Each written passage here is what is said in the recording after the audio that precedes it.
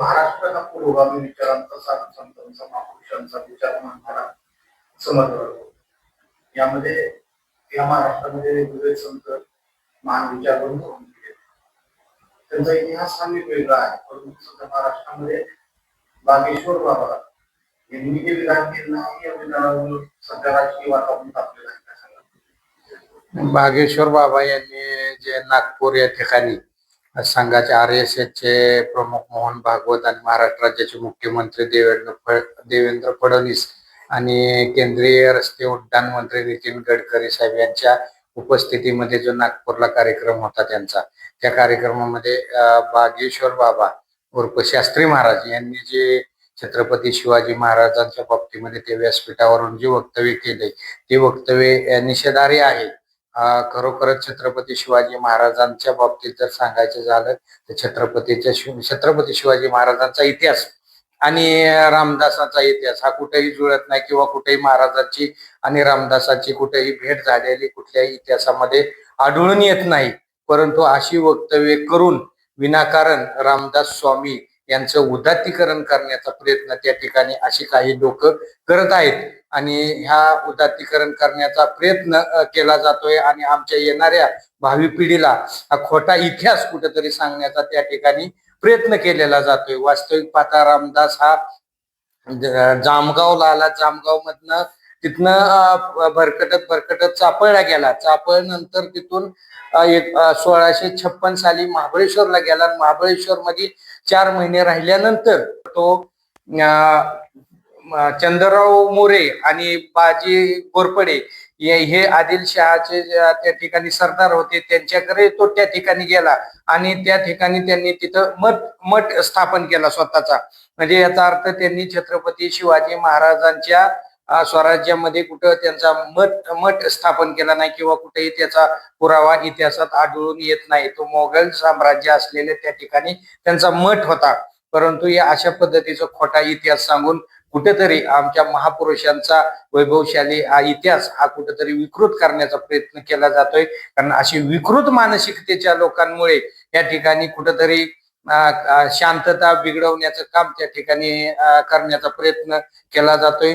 मला आपल्या माध्यमातून एवढंच सांगायचं, ज्या ठिकाणी RSS चे मोहन भागवत होते, भाजपचे मुख्यमंत्री देवेंद्र फडणवीस यांनी तर त्यांची भूमिका जाहीर केलेली आहे. त्यांनी स्पष्टपणे सांगितलं इतिहासामध्ये असा कुठलाही पुरावा आढळून येत नाही. मोहन भागवत RSS यांनी छत्रपती शिवाजी महाराजांबद्दलची आपली भूमिका स्पष्ट करणं त्या ठिकाणी गरजेचं आहे आणि ह्या बागेश्वर बाबावरती अशा बेताल वक्तव्य करणाऱ्या बाबावरती त्या ठिकाणी गुन्हा दाखल झाला पाहिजे, हे आमचं त्या ठिकाणी मागणी आहे.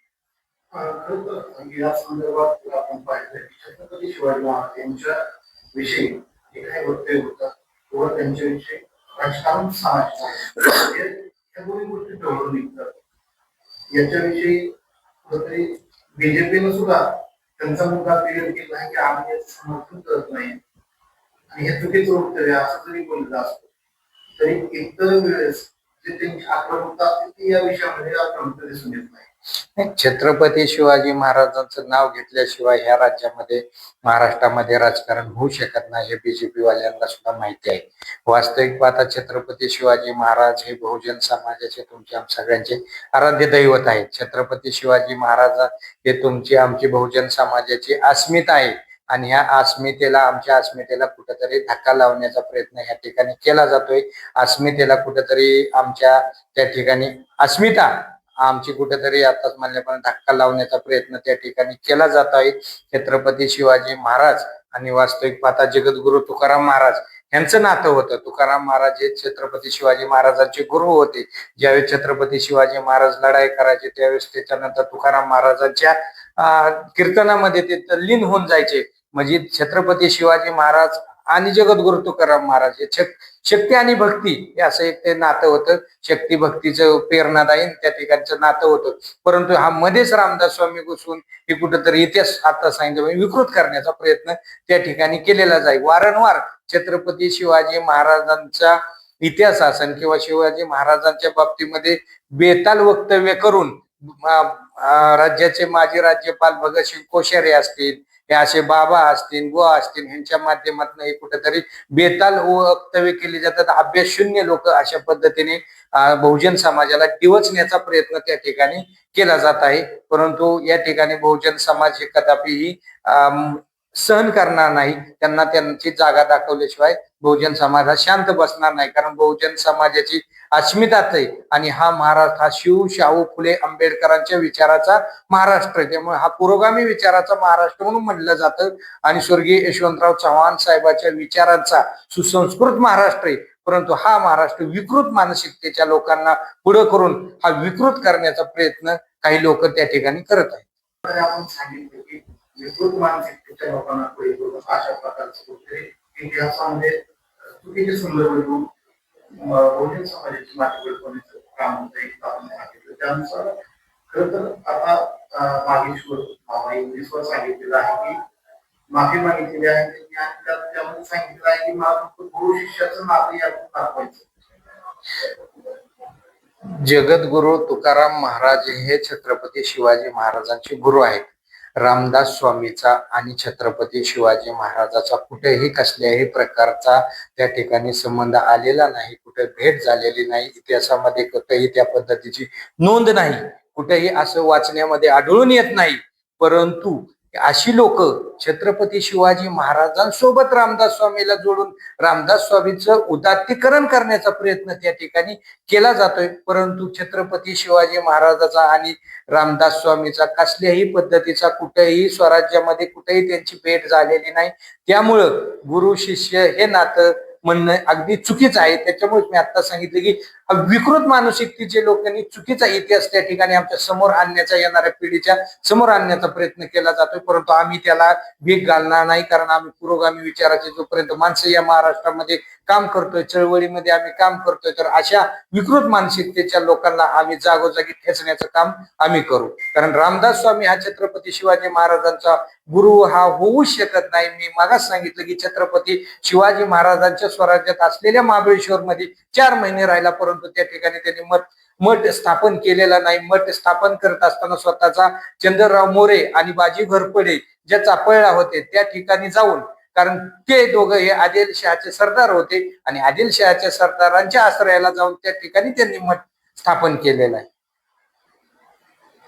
ज्या प्रकारे आपण सांगितले की छत्रपती शिवाजी महाराजांच्या इतिहासाचा संदर्भ आहे, यामध्ये पाहिलं तर राजकारणामध्ये सुद्धा छत्रपती शिवाजी महाराज यांच्याविषयी सध्या मोठं वातावरण कॉम्रेड गोविंद पानसरे यांनी जे शिवाजी कोण होता हे पुस्तक लिहिलं होतं. गेली 40 वर्षापासून हे पुस्तक सध्या बाजारामध्ये अवेलेबल आहे. परंतु शिवसेनेचे आमदार संजय गायकवाड यांनी या पुस्तकावरून जे प्रकाशक आहेत यांना शिवीगाळ केलेली आहे. या ठिकाणी पुस्तक वाचलेलंच नाही असं दिसून शिवीगाळ केलेली आहे. काय सांग?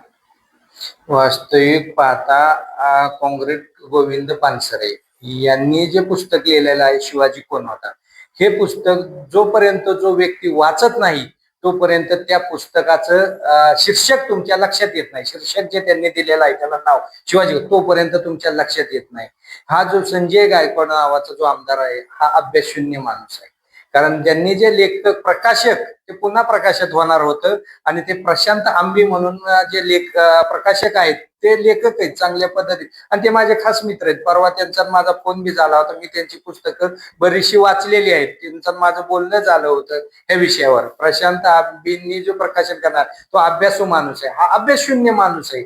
वास्तविक पाहता जोपर्यंत छत्रपती शिवाजी महाराजांचा इतिहास वाचत नाही तुम्ही तोपर्यंत तुम्हाला असं त्यांच्यावरती बोलणं किंवा त्याबद्दल प्रतिक्रिया देणं हे चुकीचं आहे. कारण संजय गायकवाड हे आमदार आहे. एका संविधानिक पदावरती तुम्ही आहात आणि संविधानिक पदावरती असणाऱ्या माणसांनी अशा अश्लील भाषेमध्ये एखाद्या लेखकाला प्रकाशकाला असं बोलणं हे योग्य नाही. आणि हे ते चूक त्यांच्या लक्षात आल्यानंतर त्यांनी त्या ठिकाणी माफी पण मागितली आणि एकनाथ शिंदे साहेबांनी देखील त्यांना त्या पद्धतीची तंबी दिलेली आहे. आणि त्याच्यानंतर देवेंद्र फडणवीस साहेबांनी देखील तंबी दिली. याचा अर्थ हे संजय गायकवाड आमदार यांना सगळ्यांनी फटकारलेलं आहे. त्याच्यामुळं हे छत्रपती शिवाजी महाराजांबद्दलचा शून्य अभ्यास असणारी माणसं आहेत. आणि त्याच पद्धतीने जे सनातनी लोकांनी ह्या पुस्तकावर बंदी घाला म्हणून जे आंदोलन केलं, कारण ह्या पुस्तकामध्ये खरा इतिहास आमच्या भावी पिढीला समजतोय. छत्रपती शिवाजी महाराज कर्तृत्व त्या ठिकाणी पूर्ण येत आहे, महाराजांचं कार्यकौशल्याला उजाळा दिला जातोय. परंतु अशी लोक उद्या प्रबोधनकार ठाकरेंच्या पुस्तकांवरती सुद्धा बंदी घाला म्हणणार, काँग्रेस गोविंद पानसरेंच्या पुस्तकांवरती बंदी घाला म्हणणार. म्हणजे ज्यांनी आम्हाला छत्रपती शिवाजी महाराजांचा खरा इतिहास सांगितलाय, तो इतिहास ह्या ठिकाणी यांचा दाबवण्याचा प्रयत्न आणि इतिहास झाकण्याचा प्रयत्न आहे. आणि ज्या बागेश्वर बाबांनी सांगितलं की रामदास स्वामी गुरु होते, तर असा खोटा इतिहास पुढे आणण्यासाठी ह्या पुस्तकावर बंदी घालणं हे सनातनी लोकांचं हे षडयंत्र आहे.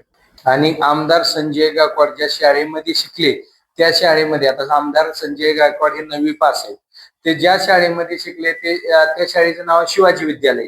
मग त्या ठिकाणी ते शिकत असताना तुम्हाला ते एकरी नाव दिसलं नाही का? आज तुम्ही त्या शाळेत शिकून आमदार झाला, मग त्या शाळेचं नाव तुम्ही का बदलू शकला नाही? तुम्हाला प्रशांत आंबीचं काँग्रेस गोविंद पानसरेंच दिसले का? यांचं शिवाजी कोण होता हे पुस्तक दिसलं. वास्तविक पाहता शिवाजी जी पुढे लावल्यानंतर आदरयुक्तच नाव आहे ते, हे त्यांच्या लक्षात आलं नाही, कारण हे त्यांनी स्वतःच्या अकलेचे तारे तोडून अज्ञानाचं प्रदर्शन मांडलंय त्याच्यामध्ये.